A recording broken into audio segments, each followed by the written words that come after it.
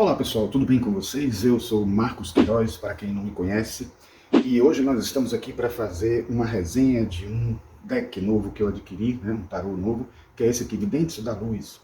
Eu achei muito bom, né? Ele é de Chris Ann, pelo menos o texto do livro, né, do livreto.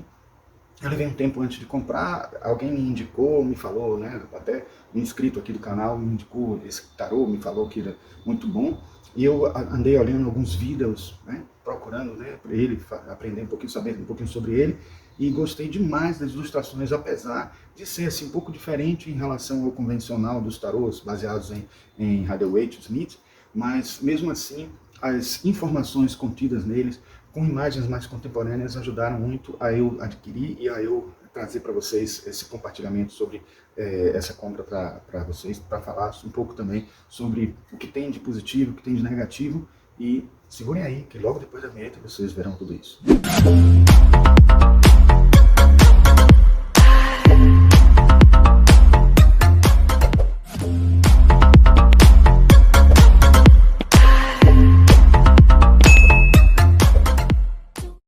Começo dizendo que esta apresentação para mim é fantástica, né? Da forma como ele vem, uma caixinha, prescinde daquele livro grande que às vezes ocupa tanto espaço e vem até somente com informações úteis para esse tarô em especial, não tendo tanto aprofundamento em relação à teoria, as teorias do tarô, as formas de utilização do tarô e tudo. E esse, mesmo assim, ele vem com isso também, porque abrindo a caixinha aqui vocês têm o livreto, que eu vou mostrar daqui a pouco para vocês, com detalhes, até virando a câmera para vocês, no caso. Mas aqui nós temos, né, ele tem até aquele fitilho, né, que ajuda a gente a tirar as coisas, né, de dentro da caixa. Eu ainda deixei até no saquinho para poder preservar mais as cartas, né. E aí eu trago para vocês aqui, né. Eu vou mostrar para vocês daqui a pouco, quando eu girar a câmera, para vocês verem melhor as cartas. Mas uma coisa que eu já posso adiantar é que me surpreendeu bastante a qualidade da carta, né, a textura dela, né, a consistência e tal. O fundo da carta também é bem interessante, bem enigmático, né? E o que eu gosto é que, apesar de ele sair um pouquinho daquele padrão de cartas do Rider-Waite-Smith, ele segue mesmo a significação das cartas, segue inclusive aquela situação de colocar a força como a carta número 8, né, e colocar, né, a justiça como a carta número 11, né, que eu estou procurando aqui, então, a carta número 11, justiça, então segue aquela mudança que Edward Waite fez, e assim, as ilustrações são muito bonitas, como eu já disse, e ela segue assim, o princípio, né, os arquétipos, as ideias arquetípicas contidas nas cartas, apesar de representar de maneira diferente. Começando aqui, por exemplo, pelo louco, não vou comentar todas, mas eu gostaria de comentar essa aqui, porque ó, ela continua com a ideia de uma pessoa que arrisca, né, com a sua, digamos assim, inocência, com a sua, digamos assim, fé, né, sobre as coisas, né, aquele se jogar que o louco tem.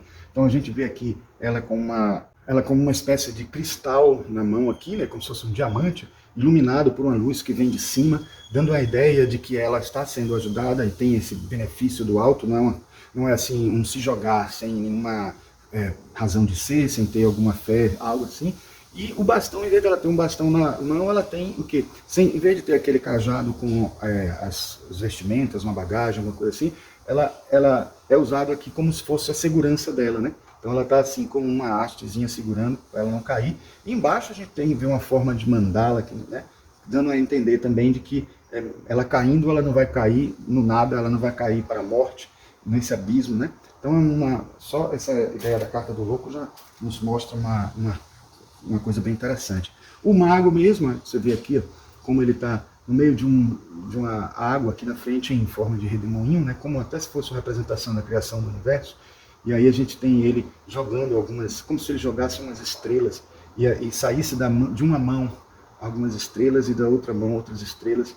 Então, dando a ideia de manipular o universo, né, tendo a habilidade para poder criar o universo. Aqui nós temos o símbolo do infinito, né, a lemniscata que simboliza o infinito dentro desse capuz, que não revela totalmente o rosto dele. Então, de certa forma, também uma carta enigmática, né, e interessante. Aqui nós temos, né, eu vou falar só as cartas que a gente já comentou aqui, já fez aqui no canal, porque eu vou passar a incluir esse baralho também nas nossas interpretações de baralho por baralho, né? Vou fazer isso com todos os baralhos, os decks que eu adquiri, porque não fica faltando, né, essas primeiras cartas que a gente já fez aqui em vídeo no canal. Então a gente tem aqui a sacerdotisa, né, a alta sacerdotisa, que aqui está escrito só sacerdotisa mesmo. A gente tem aqui o símbolo da lua, presente aqui na cabeça. Então a ligação, a conexão com o alto, né, pontos aqui quase como se fossem pontos de luz iluminando ela, né, tal. E aqui a gente tem simbolismos, né, mais de tribais, como se fosse também ligação com a terra, a conexão com o mundo, né, porque a sacerdotisa, de certa forma, tem uma conexão de mostrar a realidade, os segredos que estão escondidos. Então, em vez de ter, a gente tem aqui um véu, mas na verdade, em vez de ser um véu que é preso no rosto dela, é um véu que vem de cima, né, quase como se tivesse um segredo velado que é sutil, transcendente, que não é algo que ela está escondendo por ela mesma, por uma decisão própria dela, por ela querer guardar segredo e tudo. E aí os olhos fechados também mostram um pouco isso, de tentar olhar para dentro de si e tentar descobrir os segredos ocultos que estão dentro de nós, né? Só esses simbolismos que eu pude perceber por enquanto, né? Aí a gente tem aqui a Imperatriz. Então a gente vê a Imperatriz grávida e, na verdade, grávida do planeta Terra. Aqui está mostrando já a conexão dela com a Terra.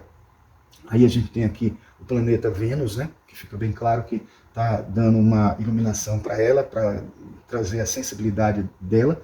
Então, elementos vegetais aqui circundando ela, o próprio cabelo dela como se fossem galhos, e dando a entender essa ligação dela com a Terra, né, que é a conexão que a Imperatriz tem com o elemento Terra, com a natureza, com o mundo físico e com o corpo, com a busca de saúde, né? E até a pulseira dela também tem uns ramozinhos aqui, né? E por último, nesses comentários que a gente vai fazer, porque, como eu disse, nós vamos fazer comentários só das cartas que a gente já fez aqui em vida, né? Então, o imperador, que está aqui presente, como uma pessoa aleatória, como se fosse alguém sentado no sofá, mas que tem aqui a representação de Áries, né? O signo de Áries, que representa, que é a conexão astrológica, né? Aí a gente tem ele aqui como se fosse um cetro, né, segurando na mão, né? E aqui o planeta Marte é como se ele estivesse sentado numa poltrona, que é a representação do próprio planeta Marte, né?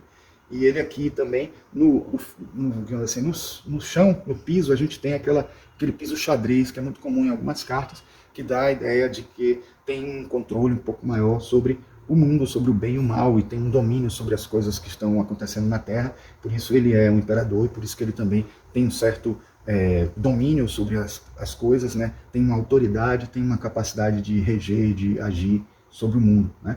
Na verdade, observando melhor aqui, eu vi que isso aqui é uma peça de xadrez. Na verdade, é o rei do xadrez. Então, é como se ele estivesse simbolizando aqui, né, numa linguagem mais atual, mais lúdica, vamos dizer assim, e mais contemporânea, a ideia de ser um imperador, ser alguém que controla as coisas, ser uma peça importante nesse jogo, nesse jogo, né, como se o mundo fosse o xadrez, e ele é uma peça de vital importância nas decisões, pelo menos na questão temporal, na questão da atuação sobre o mundo, sobre as realidades do mundo, e até mesmo nas questões políticas, vamos dizer assim, né?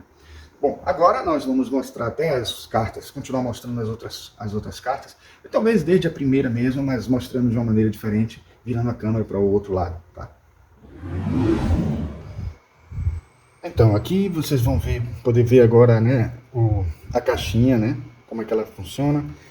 Tem aqui o fitilho do lado de fora, botei assim fechado para vocês verem como funciona ela. Aí você tem aqui dentro logo o livreto, né, o White Little Book, né?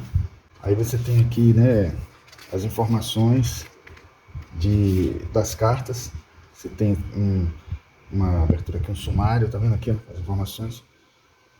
Uma mensagem dirigida ao leitor, que eles estão se referindo ao leitor como vidente da luz, trabalhando, né, trabalhando e curando com o tarô, videntes da luz, os arcanos maiores, os arcanos menores, aqui os naipes, né, dos arcanos menores, aqui sobre a autora, Krisen, e o agradecimento. Aí você vai encontrar bastante informação para um Little Book White, que normalmente é um livreto assim, com a capa menos rígida, né, e geralmente com menos informações muito sintéticas. Mas aqui você vê a ilustração em preto e branco e informações, né, não tão detalhadas, mas um pouco mais complementares, um pouco mais completas, né, do que a maioria dos livros, né, que vem acompanhando cartas, né, os decks. Então, assim, é como se fosse uma miniatura de um livro para poder caber na caixinha e ficar uma coisa mais compacta, né? Então, vamos agora às cartas, né? Como eu disse, eu deixo nesse saquinho, aí no saquinho guardado, no estilo saquinho de banco japonês, de fechamento japonês, que preserva bem, né? Porque deixa meio que sem contato com o ar externo. Aí vocês podem ver aqui, eu vou passar carta por carta, né? Para vocês verem, né, a imagem, né, que beleza de cada arcano, né? Essa daqui a gente já comentou, louco, né? Vou botar assim para não tirar a ordem.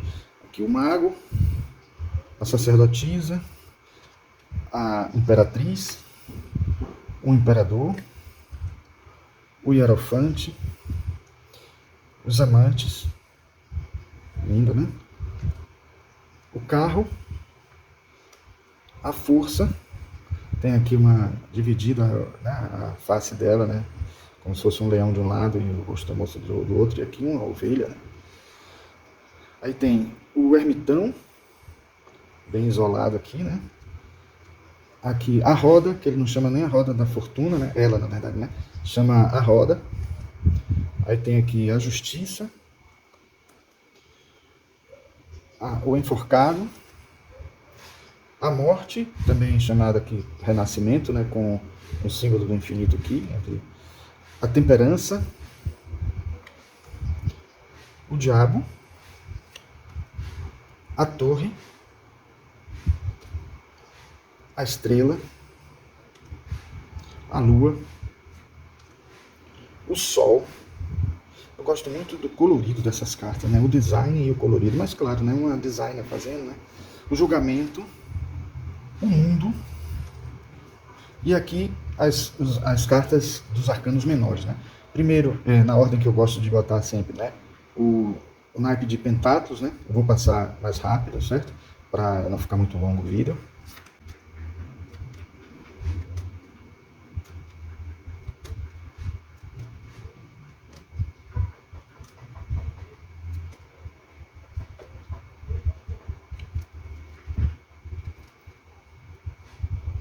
O detalhe importante do naipe de pentáculos, né, o Ouros, é que foi escolhido, né, a ilustração de mandalas, né, no lugar de moedas. Isso eu achei bem interessante. Bom, aqui agora o naipe de copas, né? Vamos passar aqui rápido. E é interessante que geralmente as cartas inspiradas no Rider-Waite colocam sempre ilustrações significativas com mensagens através das imagens. Geralmente os ases nem sempre tem, né? Sempre tem assim só o representante do naipe e uma mão segurando alguma coisa assim, céu atrás e tudo. Mas essa ela faz questão de colocar também no AIS algum significado, né? Que a gente, quando for estudar o significado de cada uma dessas cartas, vai comentar com vocês, amadurecendo um pouco mais o simbolismo que tem nessas cartas.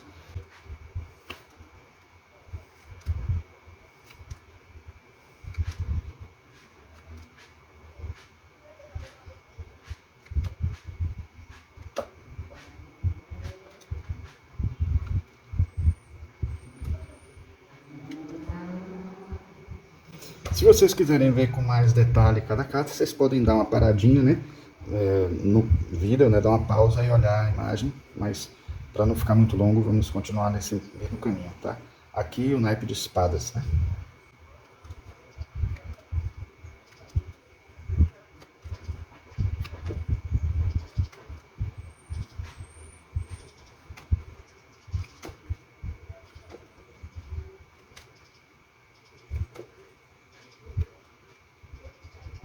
E por último, o naipe de paus, que eu gosto sempre de deixar para o final, simbolizando a intuição, né?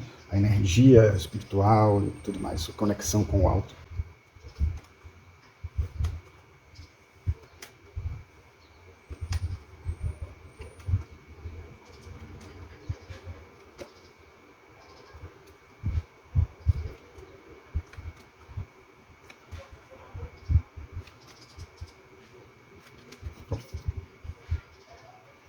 E aqui a gente encerra, então, esse processo de visualização das cartas em si, né?